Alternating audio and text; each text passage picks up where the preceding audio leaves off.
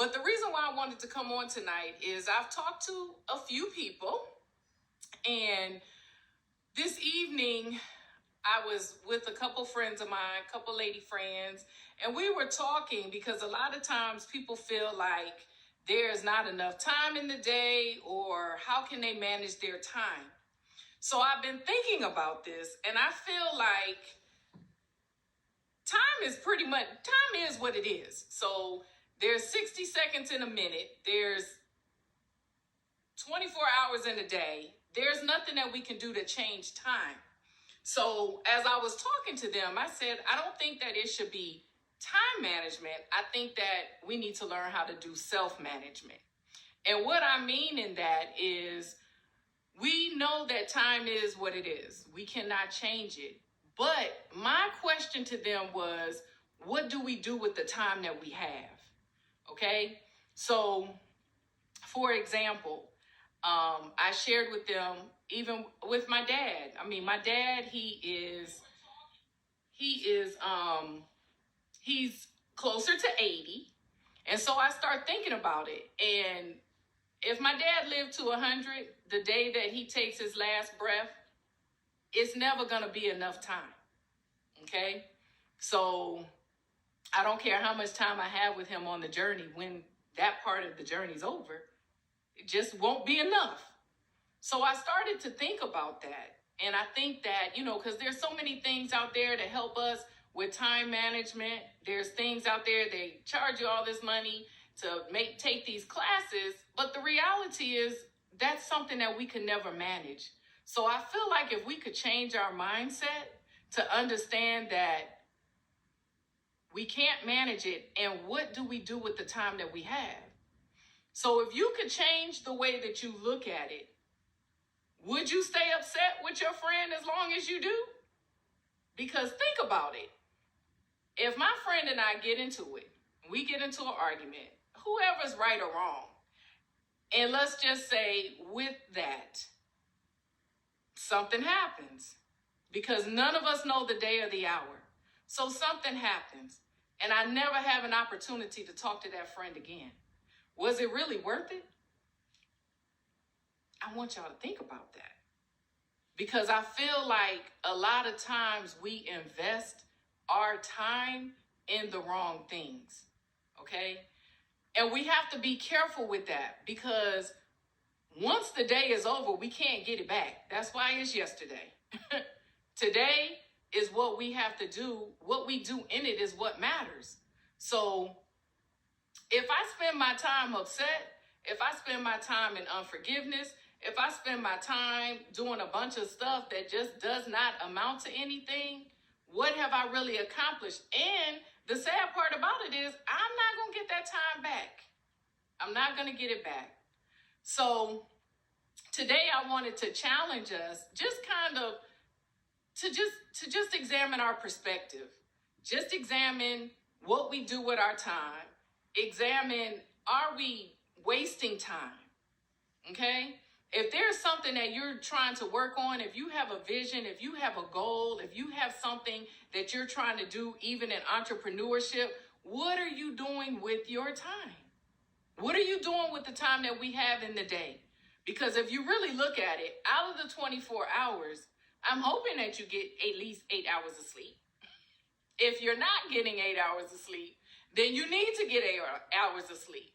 Because that is what's going to keep us in the right perspective. That's what's going to allow us to have a clear mind. That's what's going to allow us not to fall into anxiety. Like, you have to rest. So out of that 24 hours, we already know 8 hours is gone. So if you're a mom and you have children, younger children, you already know that the morning, the time that you're getting your kids together or getting them to school, getting them ready, time that we don't have for the things that go with our purpose. So once you have your day, what are you doing with that time? It's like, are we spending the time being slowful? Are we spending the time frustrated? Are we spending the time angry with someone that does not care? So we're still sitting here angry at this person, yet they've gone on with their day. We got to be be careful with that. And so I wanted to come on and just kind of share that. Also wanted to know what your thoughts was about it. Because again, I feel like this is just the journey to the destiny. So once we understand that this is just a process, this is a process to get to the destiny of eternity. So in it, what are we leaving on the table every day? I also feel like blessings are in store for us daily. So how many of those do we leave willingly on the table just by having idle time or just by spending our time upset with one another? And it's been on me a lot this week because I started going through just people that I feel like I want more time with. It's allowed me to think about my kids. It's allowed me to think about my family. It's allowed me to think about my husband. It's allowed me to think about people that I fellowship with. And when I start looking at things in a perspective of understanding that I can't manage time, I can only manage myself, I'm very mind conscious of where I stay at, even mentally. I'm very mind conscious of if there's an alt with me and a sister or a brother, you know, making it right, staying in a humble posture. Like, we have to do it because at the end of the day, it's really for us. It's not for anyone else. It's for us. Because when you have peace, that's priceless. I can have $1 million in the bank, but if I'm unpeaceful, if I'm not enjoying my day, if I'm not enjoying my time, what does it matter? And what does it mean?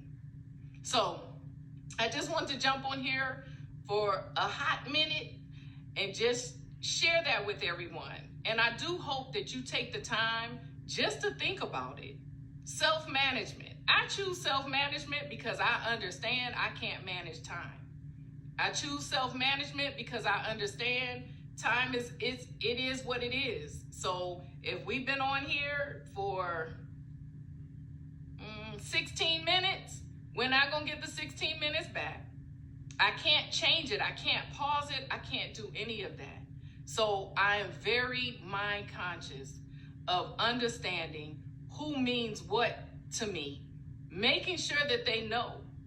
I want to give my roses while I can give them. I don't want to give them when it's too late. I want to be able to give them to the ones that I care about and let them know that I do. So again, I just wanted to share my heart, wanted to share my feelings. I hope that it has blessed you. Oh my God, Mr. Terrence, hey Terrence. But just hope that it blesses you and just gives you something to think about. So if you have a family member or a friend or someone in your life that maybe you haven't talked to, someone in your life that has maybe made you upset, y'all, can we be humble? Because in every situation, there's 3 sides to each story. And even if we're offended, because we're all individuals. It does not matter how many millions of people are in the world. At the end of the day, none of us are created exactly the same. So there's offense. We offend each other. We do things that hurt one another. But when do we take the time to get humble enough to wonder, in our offense, have we offended? Okay? In our hurt, have we hurt? Because hurting people hurt people. So if we could get to a humble place, check ourselves, and then be willing to go and apologize. Be willing to just go and squash it. Because stress kills. That is not a cliche. Our bodies have not been created to be stressed. Okay? So when you allow yourself to go into a stressful place, your body responds, your body reacts, sickness comes in, all these different things. And then, is it really worth it? Because whoever you're upset with, you do realize now you're allowing that person or that situation, that thing, whatever it is, to basically tear you down. So, again, I choose self-management because I understand I can't control time.